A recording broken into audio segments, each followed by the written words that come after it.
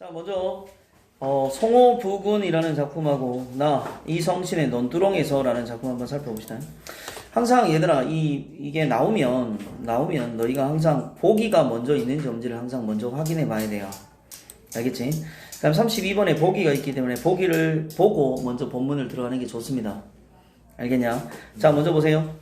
가는 숫자로 판별된 3개의 장면으로 구성되어 있다. 각 장면에는 줄 거라 다양한 이미지를 통해 겨울 호수와 그 부근 풍경을 형상하고 있다.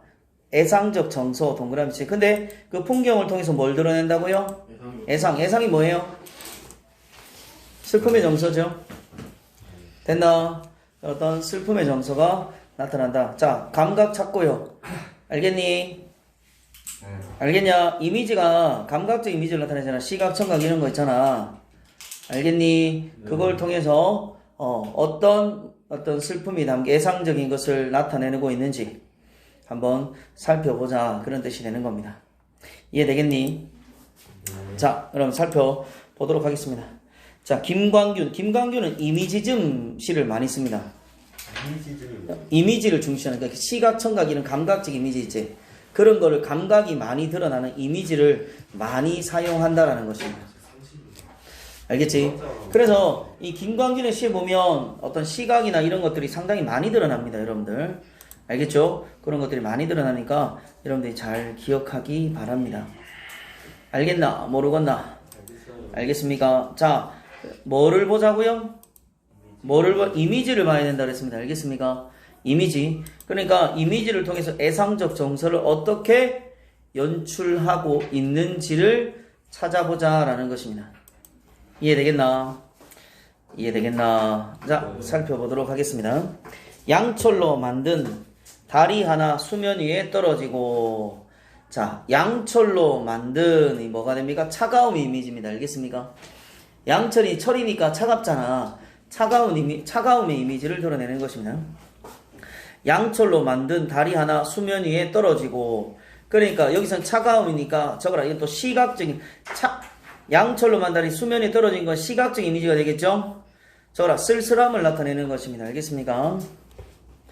그 다음 부서지는 얼음 소리 줄 거세요. 얼음 소리는 부서지는 얼음 소리가, 그러니까 부서지는 얼음 소리는 뭐가 됩니까? 청각이지. 날카로운 호적같이 옷소매에 스며든대요.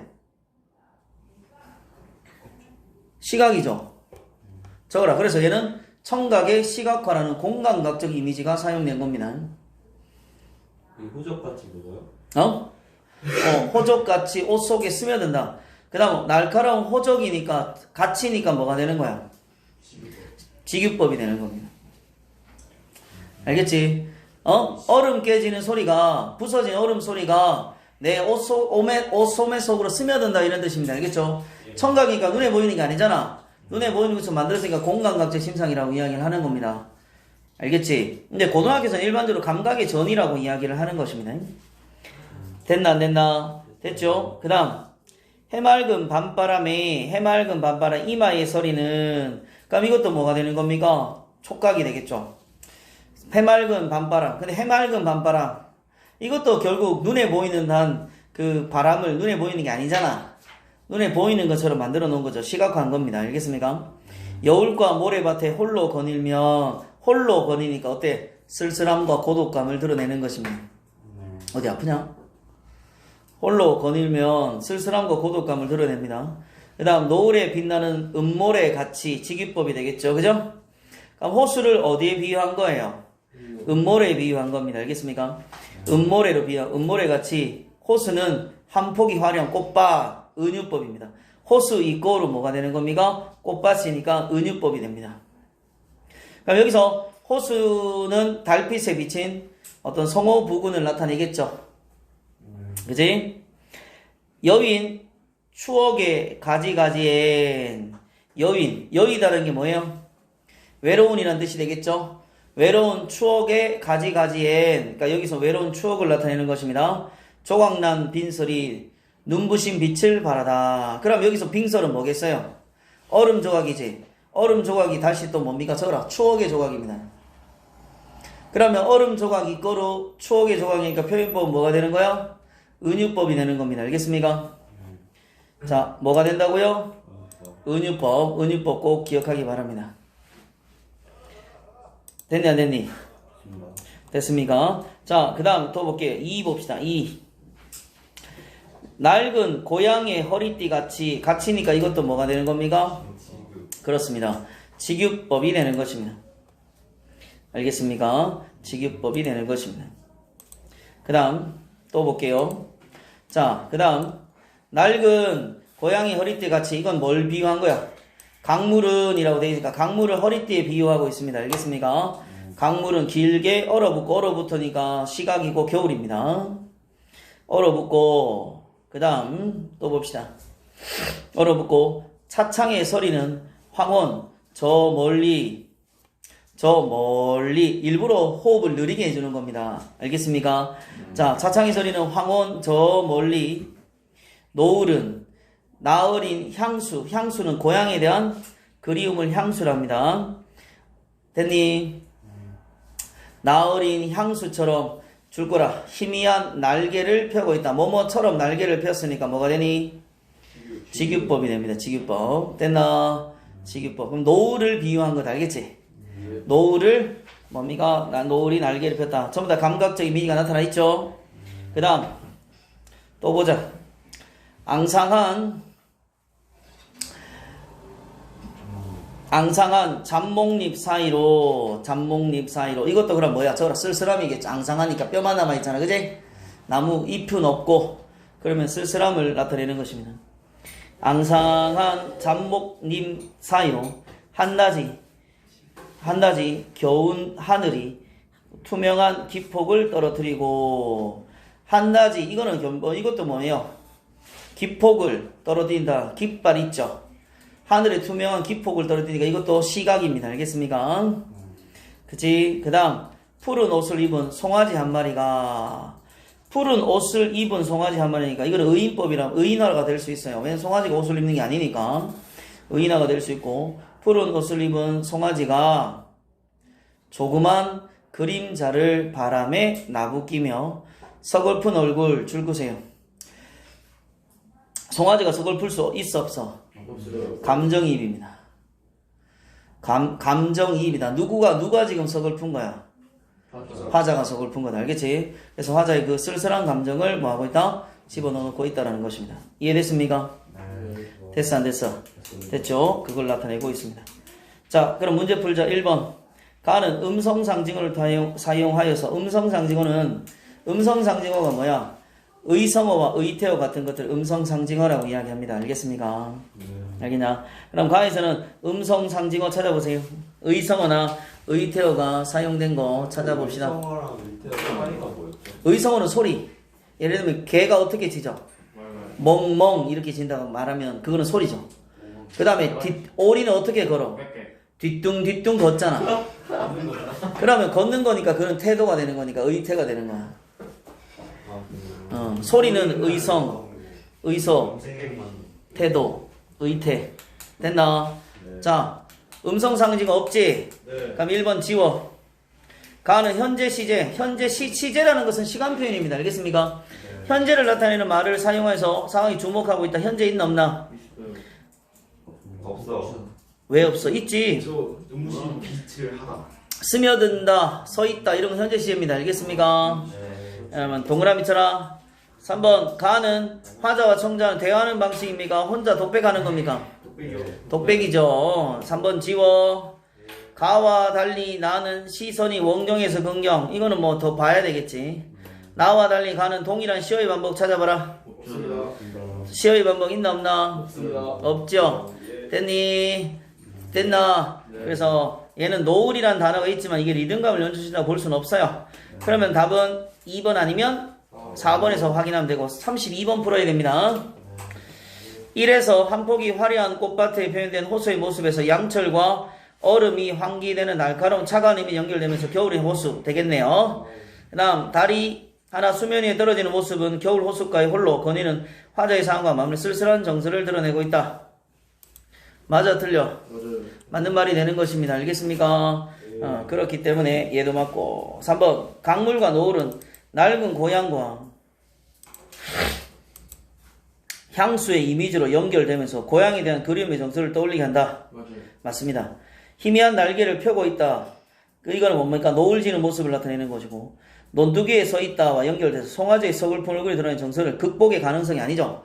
송아지가 내 슬픈 감정을, 송아지도 슬프다고 표현한 감정이입이라 그랬잖아. 그럼 극복이 아니라 나도 지금 어떻다는 거, 슬프다는 걸 드러내는 거잖아. 그렇기 때문에 이거는 극복이라 볼 수가 없다라는 거예요. 알겠습니까? 그래서 답은 4번이 답이 됩니다. 그 다음 나 한번 볼게요. 나 한번 봅시다. 됐나? 자, 나 논두렁에 서서입니다. 자, 한번 봅시다. 논두렁에 서 있답니다. 논두렁에. 왜? 자, 일단 논두렁에 서서라는 것은 일단은 화자가 지금 있는 곳이 어디라는 겁니까? 논두렁이죠. 그치? 그럼 논두렁에서 지금 뭐 하는지를 살펴봐야 됩니다. 됐나? 네. 그래서 그걸 한번 살펴보도록 하고, 일단 화자가 뭐가 되는 거야? 어디 있다는 것을 알 수 있으니까 거기서 그럼 이야기하는 것이 무엇인지를 찾으면 되는 겁니다. 알겠지? 네. 알겠죠? 그것을 한번 살펴보도록 하겠습니다. 갈아놓은 옹꼬랑에 고인 물을 본다. 본다니까 뭐니? 현재 시제지. 오, 그럼 답은 2번이네. 31번에 답은 몇 번? 2번이 답이 되네. 됐나? 그 다음. 그러니까 그 물을 보니까 줄 거라. 마음이 행복해진다. 화자의 정서죠. 어떤 마음입니까? 행복하다라는 것입니다. 나뭇가지 꾸부정하게 비치고 햇살이 번지고 날아가는 새 그림자가 잠기고 나의 얼굴이 들어있다. 그러면 그 자연의 모습 속에서 누구의 모습을 발견한 겁니까? 그렇죠. 내 모습도 그 안에 어울리고 있다라는 것을 지금 뭐 하는 겁니까? 드러내고 있다. 그렇게 볼 수 있겠습니다. 이해됐나? 그렇게 보겠습니다. 그 다음, 늘 홀로이던 내가, 그들 누굽니까? 여기 있는 비쳐있는 시골의 모습을 볼 수 있는 자연이 되는 것입니다. 알겠습니까? 그들과 함께 있다라는 것입니다. 모두가 누구도 높지도 않고, 그건 뭐예요? 다 서로가 뭡니까? 어울려 있는 모습이죠. 누가 더 특출나거나 떨어지거나 하지 않는다는 거죠. 그래서 그들과 함께 있고 높지도 낮지도 않고 모두가 아름답다라는 것입니다. 알겠죠? 그 다음, 그 안에 나는 거꾸로 서 있다. 거꾸로 서 있는 모습이 본래의 내 모습인 것처럼 아프지는 않다. 산도 곁에 거꾸로 누워있다. 늘 떨며 우왕좌던 내가 저 세상에 건너가 서 있긴 한듯 무심하고 아주 선명하다. 자, 일단 그렇게 보고요. 문제 한번 보도록 합시다. 33번. 화자는 늘 떨며 우왕좌하던 과거 자신의 모습과 곁에가 거꾸로 누워있는 산의 모습을 동일시하고 있다. 동일시라는 것은 같이 본다는 뜻입니다. 알겠습니까? 네. 자, 그런데 여기서는 어떤 표현이라고 동일시 된다라고 했는데 맞나요? 틀렸나요? 왜 틀렸습니까? 동일시간입니다. 왜 동일시가 안 되는데? 여기서는 자신의 모습이 거꾸로 서 있다는 것은 뭐예요? 아프지 않다. 결국 뭐예요? 자기 인식입니다. 알겠습니까? 그러니까 이거는 물에 비친 내 모습이니까 비쳐 있으니까 어떻게 보여? 거꾸로 보이잖아. 그래서 비쳐 있는 모습이기 때문에 거꾸로져 있다는 표현을 쓴 거야. 이해되겠어? 그러니까 비치는 내 모습을 보면서 뭐가 되는 겁니까? 내 상황을 확인하는 거기 때문에 동일시 한다라고 보기는 좀 어렵습니다. 알겠니? 그래서 답이 1번이다 라는 겁니다. 갔다 와라. 그 다음 34번 봅시다. 34번에서 37번. 자, 볼게요. 도도한 생활입니다. 이것도 있잖아요. 얘는 그냥 한번 읽어보세요. 알겠죠? 소설이니까 넘어가고요. 38번에서 41번 볼게요. 38번에 41번. 이거 상당히 중요한 작품이기 때문에 여러분 이 얘는 시험에 꼭 나올 확률이 아주 높습니다. 알겠습니까? 꼭 알아두세요. 알겠습니까? 자, 도산 12곡인데 12개의 노래입니다. 원래는 12개의 노래인데 여기서는 지금 몇 개만 나와 있습니까? 뒤에 것만 나타나 있죠. 그죠? 그래서 여기서는 앞을 보세요. 도산 12곡은 6개로 나누어져 있죠. 그 앞에 6개는 뭐가 되는 겁니까? 1수에서 6수까지는 어떤 자연 친화적입니다. 자연에 대한 아름다운 자연을 노래하고 있고 7수에서 마지막 12수까지는 학문 수양의 자세에 대해서 나타나고 있습니다. 알겠습니까? 그래서 끊임없이 학문 수양을 하자라는 관점에서 이야기를 하고 있다고 볼 수 있겠습니다. 이해되겠나? 그런 관점에서 이 두 개 나누는데, 근데 다행히 여기서 지금 뭡니까? 섞여 나온 게 아니고 9, 10, 11이니까 전부 다 뭐에 대해서 학문 수양의 자세에 대해서 이야기를 하는 것입니다. 알겠니? 그래서 이 부분을 한번 살펴보도록 하겠습니다. 자, 가 한번 보세요. 고인도 날 못 보고 고인 줄 꾸세요. 고인이라는 것은 여기서 옛날 사람이라는 뜻이거든. 그러니까 옛 성년들입니다. 공자, 맹자 이런 사람들 있지? 옛 성년들을 나타내는 것입니다. 고인도 날 못 보고 나도 고인을 못 보네. 그죠? 죽었으니까. 됐나? 그 다음 고인을 못 봬도, 자, 연세법이라고 한번 적어봅시다. 연세법. 여러분들 원숭이 엉덩이는 빨개, 빨간 것은 사과, 사과는 맛있어. 이렇게 꼬리를 물고 가는 게 연세법이다. 알겠지? 여기서 이을 연자기 때문에 뭐가 되는 겁니까? 연세법이 나타나 있다라는 것입니다. 알겠니? 왜? 고인도 날 못 보고 나도 고인을 못 봤는데 또 고인을 못 뵈도 이런 식으로 이어지잖아요. 그죠? 연쇄법이라는 걸 꼭 기억하기 바랍니다. 됐나 안 됐나? 됐어요. 됐죠? 그 다음에 가던 길 앞에 있네. 가던 길 줄 거세요. 가던 길은 뭘 나타내는 겁니까? 공부. 서적. 책입니다. 책. 그들이 썼던 책들이 앞에 있으니까 그 책을 읽고 따라가겠다는 겁니다. 알겠냐? 서적을 나타내는 것입니다. 그 다음 길 앞에 있네. 가던 길 앞에 있거든. 아니 가고 어쩌겠는가. 나도 그럼 뭡니까? 그 책을 읽으면서 학문 수양하겠다는 내용입니다. 됐지? 그러면 39번에 1번. A는 유사한 문장 구조를 활용해서 운율과 명사하고 있다. 맞죠? 고인을 난 못 빼고 나도 고인을 못 빼고 문장 구조 비슷합니다. 그죠? 지우세요. 그 다음 3번. A는 의문형 어구. 어찌할까? 의문형입니다. 알겠습니까? 어찌할까? 그러니까 3번도 지우세요. 4번 모두 부정적인 표현을 사용하여 반성. 아닙니다. 아니죠. 반성은 아니죠. 그러니까 답은 몇 번이 됩니까? 4번이 답이 되겠네요. 그 다음 B 봐라. 당시에 가던 길 동그라미 치세요. 가던 길은 적어라. 학문 수양의 길입니다. 적으세요. 가던 길은 학문 수양의 길입니다. 학문 수양의 길. B 하고 있잖아. 학문 수양의 길이고 당시에 가던 길을 몇 해 버려두고 어대 세모 치세요. 이거 부정적입니다. 알겠습니까? 어대는 적어라. 벼슬길입니다. 어대 세모 치세요. 벼슬길. 어대 다니다가 이제야 돌아왔는고 의문형이죠. 그지? 이제야 돌아왔는가. 이제야 돌아오니 딴 데 세모 쳐라. 세모 치는 건 부정적이다. 알겠지? 딴 데라는 것도 벼슬길이다. 알겠지? 다른데 마음 두지 않겠다. 그러니까 벼슬 하지 말고 그냥 계속 학문 수양만 최선을 다하겠다는 겁니다. 알겠지? 그 다음 청사는 동그라미 쳐라. 청사는 어찌하여 망고에 푸르르고 유수 동그라미 쳐라.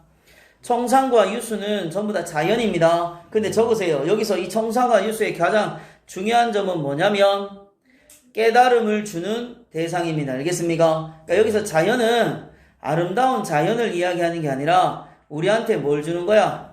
깨달음을 주는 존재가 되는 겁니다. 알겠습니까? 그걸 꼭 기억해 놓으세요. 자, 그래서 어찌하여 망고에 푸르면 문장 구조 비슷하죠? 적어라. 영원성과 불변성. 얘들은 변함이 있다 없다. 망고에 푸르르고 그치지 않는 거니까 변함없고 영원하다는 뜻입니다. 알겠지? 그러니까 우리도 그치지 말고 망고상청 네모치세요. 이게 주제어예요. 망고상청이 뭐냐면 온 세상이 항상 뭐하자? 푸르자라는 거지. 변함없다는 뜻이야. 그러니까 우리도 학문 수양에 변함없는 자세가 필요하다라고 이야기를 하는 것입니다. 알겠습니까? 그렇기 때문에 여기서는 학문 수양의 자세가 잘 드러나고 있다라고 볼 수 있겠죠. 이해됐니? 자, 그래서 그럼 38번 공통적으로 가장 적절한 거 볼게요. 옛사람 행적을 긍정적으로 받아. 맞죠? 그 길이 앞에 있으니까 아니 가고 어찌 하겠는가 하니까 1번 동그라미 쳐라. 새로운 도전에 대한 기대가 먹고 사물의 아름다움에 예찬 찬양하는 거 없고요. 자연과 하나가 되는 과정을 순차적으로 제시하고 있는 거 없고 지식인에 대한 부정적인 태도도 없네. 그럼 38번에 답은 몇 번? 1번이 답이 되는 겁니다. 네. 39번의 답은 4번이 답이 되겠죠. 됐습니까? 자, 그 다음 40번 볼게요. 40번 가의 구수에 고인과 나가 만나지 못한 현실을 인식하고 학문 수양이는 가던 길을 매개로 고인을 따르겠다는 화자 의도가 드러나 있다. 맞아, 틀려? 맞습니다. 그 다음에 가의 십수에서 당시에 가던 길과 딴 데가 대비되면서 학문 수양 이외에 다른데 마음 쏟지 않겠다. 맞죠? 그 다음 11수에서 청산과 유수의 공통적 속성이 우리도 그치지 않겠다는 다짐과 연결돼서 끊임없이 학문 정리를 하게 된 자세가 드러난다. 맞습니다. 됐지? 거기까지 읽고 그 다음 수필입니다. 수필 법정의 인형과 인간이라는 상황을 살펴보고 있다라는 것입니다. 됐습니까? 자, 한번 살펴보도록 하겠습니다. 네, 그 41 그리고 아직 안 했잖아. 대단하 집중 안 해. 지금 지금 이제 다른 그래. 네. 나와보자. 집중 안 하고 있지. 무소유에 나옵니다. 무소유가 뭐니? 가지고 있지 않나? 소유하지 않는다는 겁니다. 알겠습니까? 네. 소유하지 않는다. 가 봅시다. 지나간 성인들의 가르침 하나같이 간단하고 명료했다. 들으면 누구나 다 알아들을 수 있는 내용이었다. 그런데 학자, 이 안에는 물론 신학자도 포함되었다. 학자라는 사람들이 튀어나와 불필요한 접속사와 수식으로서 말의 갈래를 쪼개고 나누어 명료한 진리를 어렵게 만들어놨다. 어떻게 살아갈 것인가에 대해서 자기 자신의 문제는 묻어둔 채 이미 뱉어버린 말의 찌꺼기를 가지고 시시콜콜 뒤적거리고 이러쿵저러쿵 따져간다. 생동하던 언행은 이렇게 해서 지식 우란에 갇힌다. 이와 같은 학문이나 지식을 나는 신용하고 싶지 않다. 현대인들은 자기 행동은 없이 남의 흉내만 내면서 살려는 데에 맹점이 있다. 사색이 따르지 않는 지식을, 행동이 없는 지식을 어디에 쓸 것인가? 아무리 바닥이 드러난 세상이기로 진리를 사랑하고 실현해야 할 지식인들까지 곡학아세 학문을 뭐하는 거? 왜곡하는 겁니다. 아첨하는 겁니다. 자, 곡학아세로 비겁한 침묵으로서 처신하려 드니 그것은 지혜로운 일이 아니라 진리에 대한 배반이다. 얼마만큼 많이 알고 있느냐는 것은 대단한 일이 못 된다. 아는 것을 어떻게 살리고 있느냐가 중요하다. 인간의 탈을 쓴 인형은 많아도 인간다운 인간은 적은 현실 앞에서 지식인의 할 일은 무엇인가? 먼저 무기력하고 나약하기만 그 인형의 집안에서 나오지 않고서는 어떠한 사명도 할 수가 없다. 무학이란 없을 무자에 배울 학자죠. 전혀 배움이 없거나 배우지 않는다는 뜻이 아니다. 그 다음에 학문은 무용론이 아니다. 많이 배웠으면서도 배운 자체가 없는 것을 가리킵니다. 학문이나 지식을 코에 걸지 않고 지식 과잉에서 오는 관념성을 경계한 뜻에서 나온 말인 것이다. 지식이나 정보가 얽매이지 않고 자유롭고 발랄한 삶이 소중하다는 말이다. 여러 가지 지식에 추출된 진리에 대한 신념이 일상화되지 않고서는 지식 본래의 기능을 대할 수 없다. 지식이 인격과 단절될 때 그 지식은 사이비요 위선자가 되고 만다. 책임을 질 줄 아는 것은 인간뿐이다. 이 시대의 실상은 모른 체하고 무관심하고 비겁한 회피요 일종의 범죄다. 사랑한다는 것은 함께 나누어 짊어진다는 뜻이다. 우리에게는 이웃의 기쁨과 아픔에 대해서 함께 나누어 가질 책임이다. 우리는 인형이 아니라 살아 움직이는 인간이다. 우리는 끌려가는 짐승이 아니라 신념을 가지고 당당하게 살아가야 되는 인간이다 라고 이야기하고 있습니다. 자, 이건 결국 뭡니까? 적극적으로 학문을 배우고 그 학문을 이웃을 위해서 함께 사용해야 한다는 것이 바로 무학의 정신이다라는 뜻입니다. 알겠죠? 자, 다음 38번 1번 됐죠? 그 다음 넘겨봐라. 40번에 4번 나에서 말의 갈래를 쪼개고 나누는 태도와 자신의 문제를 묻어두는 태도에 대비하여 학문 수양에서 자기중심적 태도를 버려야 된다고 다짐하고 있다. 이게 틀렸습니다. 자, 말을 쪼개고 나눠서 태도다. 이거 뭘 뜻하는 겁니까? 이거는 자기중심적인 어떤 삶에 대해서 설명하기 위해서 대비되는 게 아니라 이 둘은 서로 어떤 겁니까? 대비된다고 했잖아. 말의 갈래를 쪼개고 자신의 문제를 묻어둔다는 것은 본질적인 문제를 하지 않고 엉뚱한 이야기를 한다는 거잖아. 대비되는 거야? 같은 거야? 같은 거예요. 그래서 답이 4번입니다. 무학은 지식의 과잉으로는 관념을 경계한다. 배움이 부족하여 자신의 인격과 별개를 보는 태도다. 인격과 별개를 보는 겁니까? 아니죠. 답은 몇 번입니까? 2번이 답이 되는 것입니다. 알겠나? 자, 왜냐면 다시 설명할게요. 자, 여기서는 지금 무학이라는 것은 뭐예요? 많이 배워도 그걸 사용하지 않으면 아무 소용이 없다는 겁니다. 알겠습니까? 알겠지? 꼭 많이 배우고 안 배우고가 중요한 게 아니라 그것을 어떻게 실천하느냐가 중요한 거거든. 알겠지? 그래서 인격과 별개로 보는 게 아닙니다. 그래서 답은 2번이 답이 됩니다. 네. 됐나? 그 다음 42번에서 45번 토선생. 토끼전입니다. 토끼전. 내용처럼 이상한 건데. 왜냐면 이게 있잖아. 입으로 전해졌잖아요. 우리 판소리 토끼전 같은. 수군가 알지? 수군가. 수군가는 판소리잖아. 입으로 전해지다가 그것이 소설로 바뀌었잖아. 그러니까 입으로 전해지다 보니까 토끼전도 유사한 내용이 상당히 많다라는 거죠. 전해지다가. 그렇죠. 여러 개의 이야기가 많이죠. 춘향전 같은 게 얘들아 28개인가 20개가 넘는 게 있어요. 춘향전 같은 게 종류가. 알겠지? 그렇기 때문에 이것도 입으로 전해졌기 때문에 그런 내용이 나오죠. 답만 문제만 풀어보자. 1번. 윗글의 내용으로 이해한 것으로 적절하지 않은 것은 만수산의 토끼는 갑작스러운 날씨 변화가 옥황 때문이라는 생각하고 두려워한다. 아닙니다. 여기서 뭐가 되는 겁니까? 용왕이 되는 갑작스러운 날씨는 알 수 있지만 이건 필시 용왕이 뭐다? 좋아하다. 좋아야 라고 짐작하고 있지. 옥황 때문이라 생각해서 두려워하는 것은 아닙니다. 알겠습니까? 알겠지?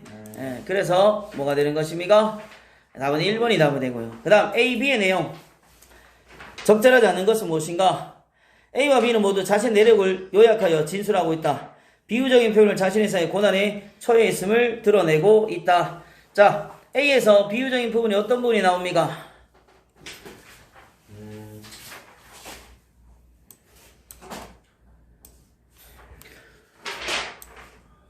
어떤 부분이에요? 몸이 위태로움이 바늘방석에 앉은 듯하다 이런 내용이 나오죠. 그지? 그 다음에 절인 생선이 줄에 꿰인 듯하고 전상에서 호령하니 뜨거운 불바람이 부는 듯하다 이런 내용들이 나오죠. 비유적인 표현이고. 3번 A는 제안의 문제점을 스스로 인정하고 있고 B는 제안에 대해서 확신이 드러나고 있다. 어떠세요? A는 어때요? 핑계. 이게 요청이나 제안을 스스로 문제라고 인정하는 것은 볼 수가 없습니다. 그죠? 인정하지 않는다. 그렇기 때문에 답은 3번이 답이 됩니다. 그 다음 44번. 윗글은 토끼전을 고쳐서 쓴 한문 소설로 재판을 통해서 갈등을 해결하는 소송 거는 겁니다. 송사소설의 모티브가 된다. 영왕과 토끼는 옥황상제가 주장하는 재판 상황에 놓이게 되고 이 상황에서 지위의 우열보다 진술의 우위가 판결에 영향을 미친다고 본다. 이 판결의 내용은 지위의 높고 낮음과 생명의 가치를 존중하는 작가의식, 요게 중요합니다. 요기에 맞춰서 생각해보자는 거야. 1번 상제의 명인이 용왕과 토끼를 판결하라는 말에서 송사소설의 모티브 다 맞죠? 그 다음에 꿇어앉아 함께 처분을 기다리는 것에서 용왕과 토끼가 재판 당사자로서 대등한 처지에 놓이게 되었다. 둘 다 꿇어 엎드렸으니까 맞아요. 그 다음 강자를 누르고 약자를 도와서 공정한 처사를 하게 하소서라는 일광도의 말에서 토끼의 진술에 대해서 지지를 확인할 수 있다. 4번 낳으면 늙고 늙으면 죽는 것이 인간의 일상적인 일이라는 말에서 옥황의 판결이 망설인 이유입니까? 이거는 뭐에 대한 설명입니까? 결국 이 말은 한 옥황 결국 토끼 편을 지지하는 판결을 내리게 됩니다. 그죠? 망설인다고 볼 수는 없습니다. 다음 C의 서사적 기능 답은 2번입니다. 됐습니까?